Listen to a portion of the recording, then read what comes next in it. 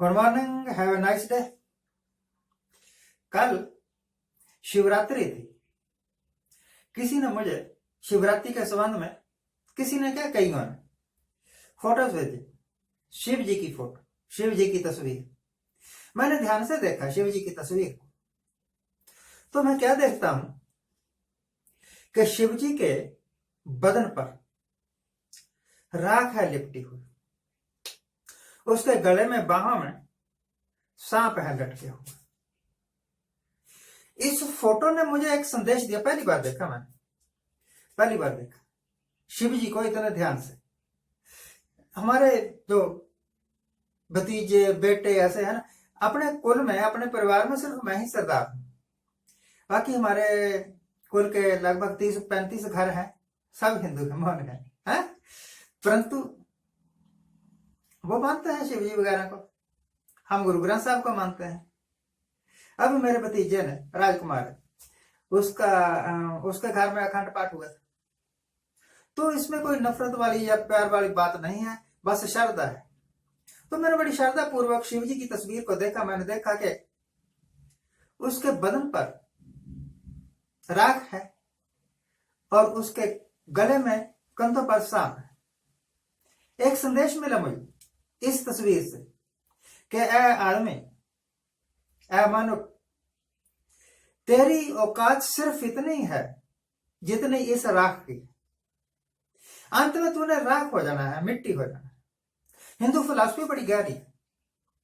अगर आप देखो तो हिंदू फिलॉसफी बहुत गहरी है। लोग सोने के जेवर पहनते हैं।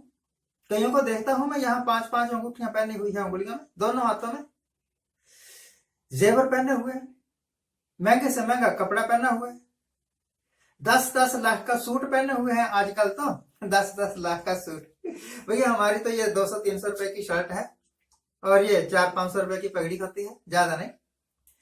तो वह शरीर जिसको सोने की अंगूठियों से सजाया, जेवरों से सजाया, 10-10 लाख के सूट पहन के सजाया और महंगे से महंगा खाना खा के उसको पाला, अंत में उसकी हकीकत यह है कि या तो वो कब्र में जाएगा और या फिर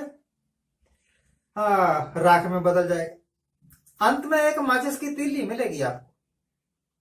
इतनी हकीकत अगर हमारे प्रधानमंत्री साहब समझ लें, इतनी हकीकत अगर हमारे अमित शाह जी समझ लें, तो सारी दुनिया के झगड़े ही हल हो जाए।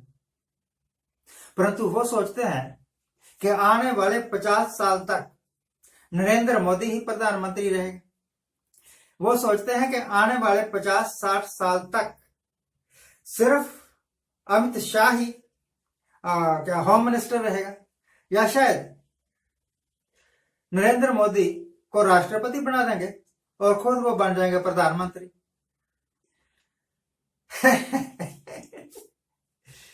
यह नहीं पता कि काल रूपी बिल्ला कब झपट मार दे।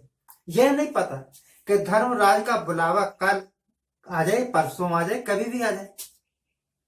पर तोड़े हुए पूरे हिंदुस्तान का भला करने के लिए यह 5 स्टेट्स में इलेक्शन लड़के बीजेपी की जीत पक्की करनी है।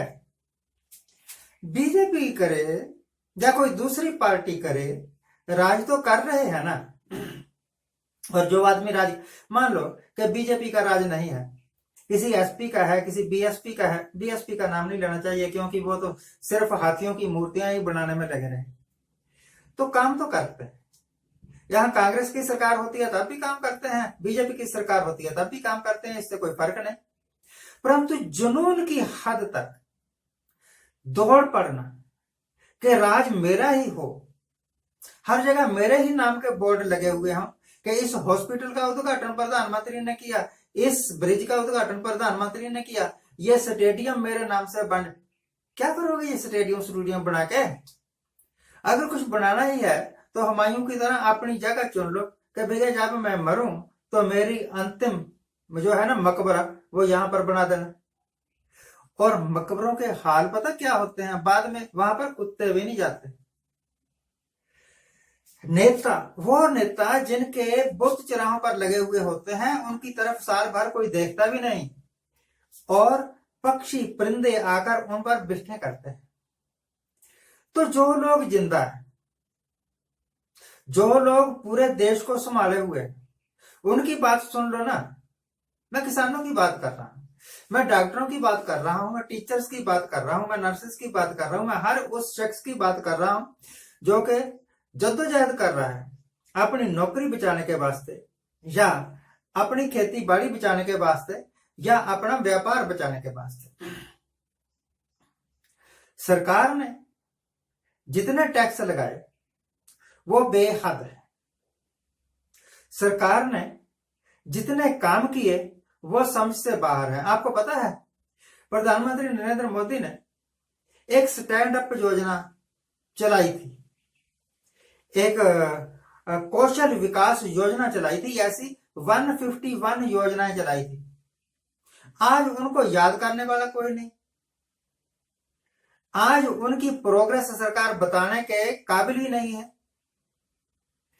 तो ऊट पटांग अंट शंट कुछ भी करते रहो, अगर उसका फायदा समाज को नहीं हुआ। ये जो पैसा है ना भारत के खजाने में जा रहा है, ये ना तो मोदी अपने घर से लेकर आया है, ना अमित शाह अपने घर से लेकर आया है। यह जो लाखों करोड़ों रुपए टैक्स के सरकार अडानियों अंबानियों के माफ कर रही है, ये मोदी जी अपने जेब से नहीं कर रहे। मोदी साहब ने तो मेरा ख्याल पूरी उम्र कोई काम नहीं किया और पूरी चुबन्नी तक खुबाई नहीं। ये लुटा रहे हैं जो खजाना, वो भारत के लोगों का है, वो देश का है।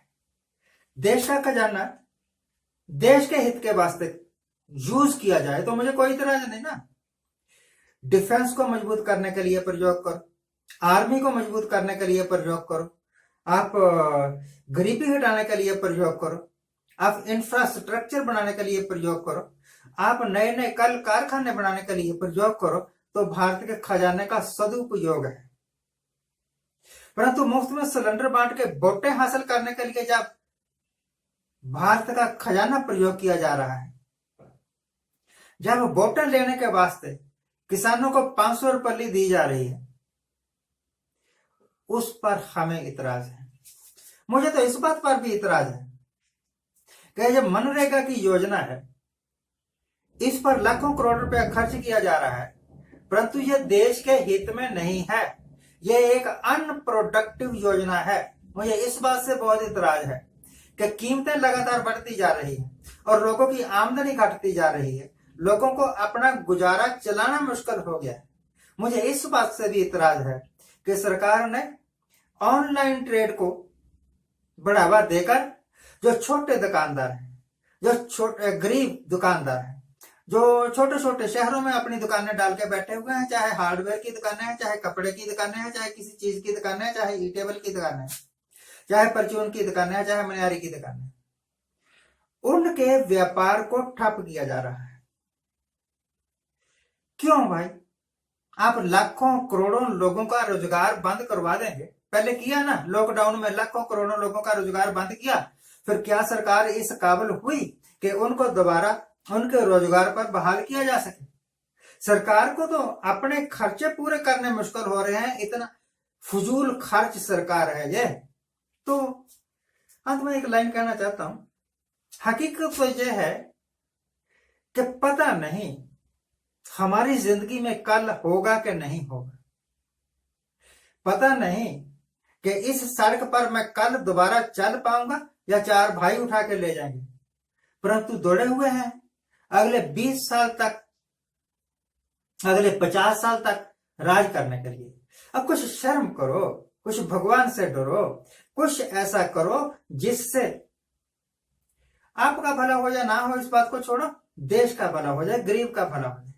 वो लोग जो ये सोचते थे कि ये सरकार आ जाएगी ना बीजेपी की तो हमारा कुछ भला होगा, वो तो सारे ठगे गए, वो तो सारे ठगे गए।